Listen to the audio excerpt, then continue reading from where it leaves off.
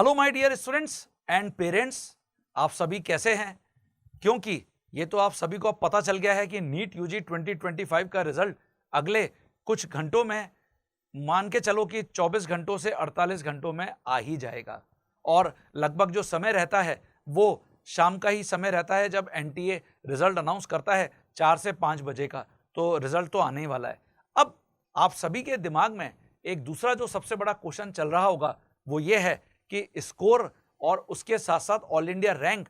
तो मैं आज अपना एक फाइनल आपको यहां पर वर्डिक्ट जरूर देने आया हूं, जो मैं एक्सपेक्ट कर रहा हूं। अगर हम ऑल इंडिया रैंक और कट ऑफ की बात करते हैं, जो आपके लिए सेफ माना जाएगा अगर आप ऑल इंडिया काउंसलिंग में पार्टिसिपेट करते हैं, आपको मेडिकल कॉलेज अगर आप इस स्कोर के अंदर हैं तो आपको मिल ही जाने वाला है। तो देखिए, कैटेगरी, अगर मैं शेड्यूल्ड ट्राइब कैटेगरी की बात करता हूं, एसटी कैटेगरी की, तो लगभग 1,70,000 से 1,80,000 के बीच में अगर कहीं आपका ऑल इंडिया रैंक है तो, और स्कोर मैं जो गैस कर रहा हूं यहां पर जो आपका स्कोर है वो 390 से लेकर 410 थोड़ा सा प्लस मान लीजिए कि आसपास में यहां पे कहीं रहने वाला है, तो ये आपके लिए एकदम सेफेस्ट स्कोर है। अगर आप इससे ज्यादा स्कोर कर रहे हैं और या फिर इतना स्कोर कर रहे हैं तो आपको कहीं ना कहीं ऑल इंडिया काउंसलिंग के थ्रू मेडिकल कॉलेज मिल जाएगा। अभी बहुत सारे बच्चों ने बार बार मुझे पूछा कि सर मेरा इतना स्कोर आ रहा है, मैं इस कैटेगरी का हूं, तो मुझे क्या गवर्नमेंट मेडिकल कॉलेज मिल जाएगा? तो मैं ये उम्मीद कर रहा हूं। ऐसे ही जो एसटी कैटेगरी के बाद एससी है, शेड्यूल कास्ट ट्राइब, तो डेफिनेटली उसके अंदर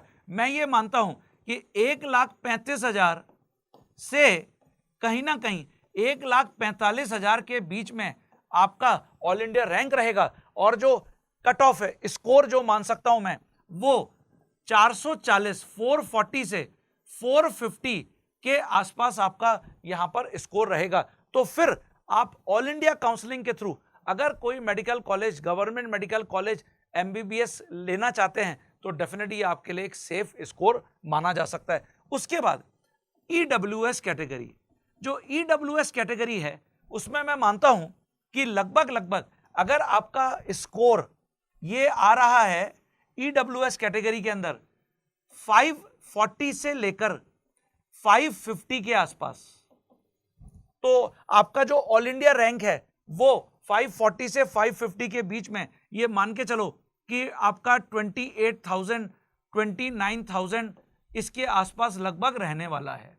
और अगर ये रहता है तो डेफिनेटली आपको 100% government medical college all India counselling के थ्रू मिल जाएगा।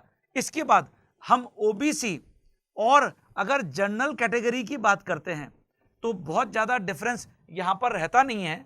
जो मैं गैस कर रहा हूं कि यहां पर अगर आप 550 प्लस स्कोर करते हैं और 550 के ऊपर आपका स्कोर रहता है तो लगभग ये मान के चलो कि आप 27,000 के अंदर आपका यहां पर ऑल इंडिया रैंक रहने वाला है। 550 प्लस के ऊपर अगर आप स्कोर करते हैं तो डेफिनेटली इस सिचुएशन में आपको ऑल इंडिया काउंसलिंग के थ्रू मेडिकल कॉलेज मिल जाएगा। और यही लगभग 27,000 जनरल कैटेगरी का, हार्डली ओबीसी के रेस्पेक्ट में थोड़ा ही डिफरेंस रहता है, तो 27,000 की जगह आप मान लीजिए कि 26,500 इतना मान लीजिए, ठीक है। और मैं गैस कर रहा हूं कि 560 प्लस यहां पर इतना आपका अगर स्कोर है, आपका ऑल इंडिया रैंक इतना है, तो आपको ऑल इंडिया काउंसलिंग के through medical college, government medical college मिल जाना चाहिए।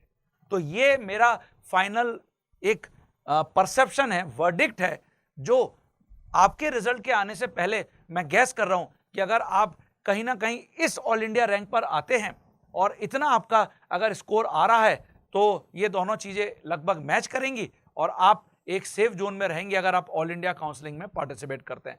और मेरी तरफ से एडवांस में आप सभी को नीट यूजी 2025 के रिजल्ट के लिए बहुत सारी शुभकामनाएं हैं।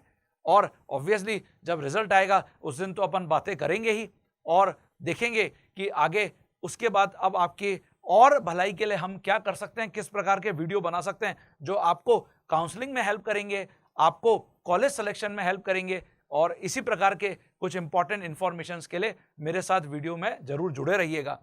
अगर आप पहली बार मेरे चैनल पर आए हैं केमिस्ट्री बाय जैन सर, इसको जरूर सब्सक्राइब कर लीजिए और अपने दूसरे फ्रेंड्स के साथ भी शेयर कर लीजिए। ओके बच्चों, टिल देन टेक केयर।